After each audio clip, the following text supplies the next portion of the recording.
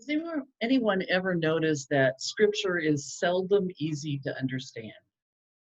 There are some difficult passages, and today's is one of them.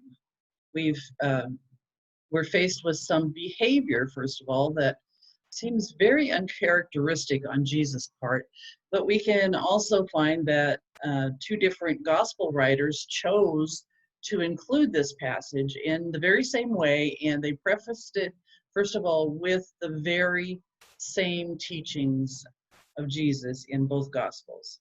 So in both gospels, Jesus at first just ignores this poor Canaanite woman. But the disciples were bothered by her insistence, shall we say, and they asked Jesus to at least acknowledge her so she'll go away. Jesus' words then are what sound kind of brutal and even rude toward her. He actually calls her and her daughter basically dogs, which had an even worse connotation back then than it does now. At least our dogs are, very domesticated and loved and even affectionately coddled, whereas that was usually not the case in first century Palestine. There were packs of wild dogs that ran from place to place. This is also very insulting. This is so very insulting that it makes me wonder why the writers of these two gospels would choose to remember Jesus in this way. What was it about this event that made it stick in their minds so that they would write it down? What lesson was there that they found valuable? Was it the insight that Jesus too could have a bad day? That Jesus too was not perfect in his love and kindness and openness to all persons? Was it their way of bringing out the human side of Jesus? Were they trying to tell us that he shared their racism? This is also very uncharacteristic of Jesus, that the Jesus that we have learned about, have read about, have known about, and known all of our lives. So uncharacteristic that I just like to dismiss this story as some kind of opposition party propaganda that somehow got into the press about him. What horrible words. What mean things to say. What an awful way to treat another human being. I'm not so sure that I'd want to vote for a candidate who acted that way. Jesus is normally so very loving and accepting of differences. He used outsiders like Samaritans and tax collectors as examples of good persons. What's so different with this Canaanite woman? He always spoke to people who were outcast, who were outsiders, who were on the margins of society. He accepted the foreigners. And you can't say that he was ever condescending to women either, except for this time. So what's the difference? There's more to it here as well. This woman, this Canaanite woman, a Syro-Phoenician woman, she is a Gentile. She's an outsider. She's an untouchable. She has all the outside signs of being unclean. She's female, she's foreign, she's Gentile, and she's the mother of one who is possessed by demons, as per her request. And yet she dared to approach this holy man. Look at her clothes. She's a foreigner. She's not one of us. She looks different. Hear that accent. It's not my own. She doesn't follow all the same social conventions that I'm used to. All the protocols. Her approach is all wrong. Who does she think she is anyway? Coming right up to this important man and speaking her mind. She's unclean. She has no right. That's what's revealed on the outside.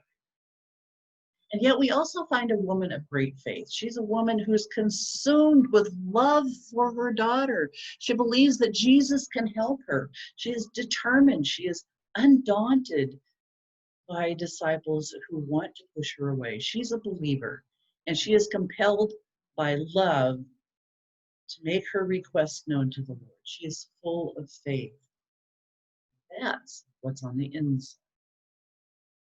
How often we prejudge people by the outward appearances. And I see someone who's dressed differently than me, for example, like women I often see on the street and the stores around the different cities. I saw someone on the playground one day dressed in long dresses, actually more like robes with shawls over their heads, and so that only part of their faces showed. And they spoke a language that I didn't understand either.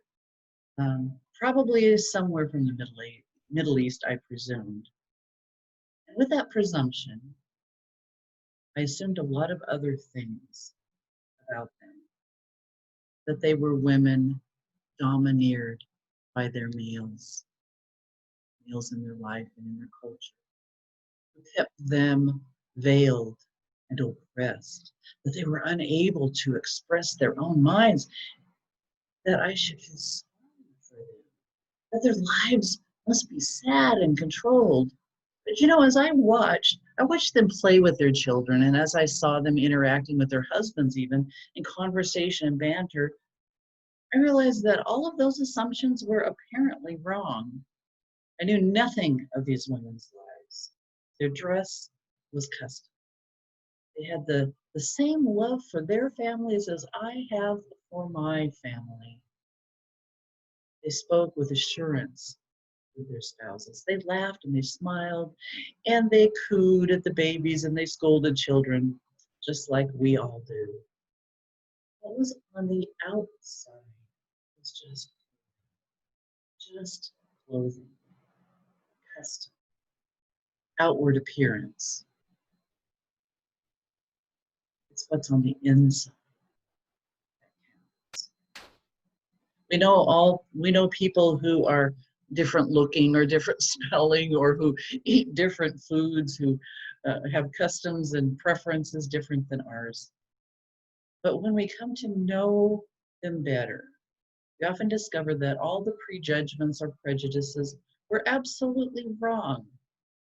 When we come to know them from the inside out, we find that they are very unique and lovable people, and even admirable persons. Humans with wants and wishes and feelings and strivings. Just let's try to remember that as we recall the rest of the gospel story. Jesus is teaching his disciples and anyone who is listening. He says, there is nothing outside a person that can defile.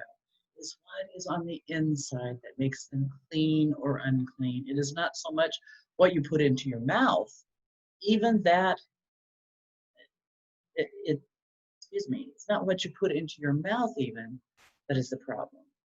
Diet, preferences, and food customs, what comes out. What comes out of the heart is much more important than whether we eat with unwashed hands, although in COVID-19 times we do wash our hands. Or if we eat kosher foods, or carry out the myriad of little rules to make us ritually clean like the Pharisees did. After Jesus had said all that, into the next scene walks the unclean Canaanite woman shouting, "Son of David, have mercy on me. Lord, my daughter is tormented by demons." And Jesus just ignores her.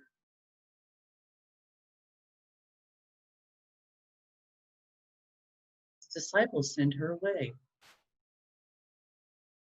After all, she is unclean. They want to be rid of her embarrassing presence.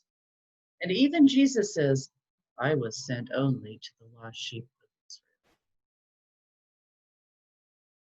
Then she herself throws herself down in front of him and says, Lord, help me. Now, you remember last week's passage, there are similar words there when Jesus calls out to, when Peter calls out to Jesus and says, Lord, save me. And Paul wrote to the Romans, all who call on the name of the Lord shall be saved. She cries, Lord, help me. Very similar. And yet Jesus said, it is not fair to take the children's food and throw it to the dogs. He's saying, he's equating her with dogs. At this point, Bartholomew is standing with his mouth wide open. Nathanael is dock-eyed. They cannot likely believe what Jesus is saying. They've never heard Jesus speak this way to anyone, even the likes of an unclean Gentile. But then the lesson begins to sink in. Wasn't he just talking about what makes one person clean or unclean?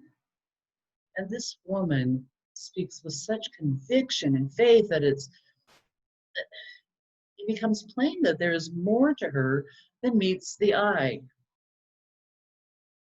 There is more than the outward appearance. She is a woman of great faith. And Jesus pointed out what was on the inside and treated her accordingly. He said, you are a woman of great faith. Let it be done to you. There's an object lesson to be had here for all the disciples to understand. No wonder these disciples of old remembered this one passage, this one incident so vividly. No wonder it was worthy of being written in 2 Gospels. They remembered the lesson well. It's not the outward appearances that make a person clean or unclean. Now we get it. Jesus had them going for a minute there, didn't he? It's not what's on the outside of a person that counts. It's not your clothes, it's not your customs, it's not the kind of food that you eat, not the way that you comb your hair or put on some kind of headdress. It's not the color of your eyes or your skin. It's not the way you speak or walk or even smell. None of that matters. It's what's on the inside that makes the difference to God. Today, however, there is another lesson to be learned as well. One of the most important lessons for us is to remember that people can change what is on the inside. Sometimes it takes time for the change to be complete. Sometimes they get religion and it happens more quickly than we can grasp. An addict goes through rehabilitation. Someone has a come to Jesus moment or an event which makes them strive to change what they have been and what has been coming from the inside. An example from the Old Testament, from our worship just a few weeks ago, is the change that came over Jacob and his brother Esau. When Jacob returned after 20 years or more, they just couldn't judge each other anymore by the outward appearances. They were not the same people. Jacob had become less haughty and his brother more compassionate and sincere. Hearts changed. Jacob, who became Israel, was no longer the young, dishonest upstart. His twin brother, more mature now too. Hearts change. People change. God gets a hold of people. And they change from the inside out. So even when we think that we know someone, think that we can predict their behavior, perhaps we should rethink. Let God do the judging. Did someone wrong you a long time ago? Or even just a few months or weeks ago? Maybe it's time for a change of heart. Maybe it's time for forgiveness. Maybe it's time to try again. It's what's on the inside of a person that counts. It's the greatness of faith and conviction, and how that faith then is expressed through speech and carrying actions, and through forbearance and love and forgiveness. What comes out of a person brings salvation or damnation, makes them petty or magnanimous, makes them evil or good. We'll begin on equal ground here in God's house, in God's household. God accepts us each as we are from the inside out, and will change us for the good if we but give ourselves over to God's greatness and God's guidance. He sees us and knows us inside out, hears our cries, forgives our trespasses, covers our lack of grace with an outpouring of God's grace from the inside out, where it all counts. God wants to help us change. Call on the name of the Lord, and you will be saved. Changed, that is, from the inside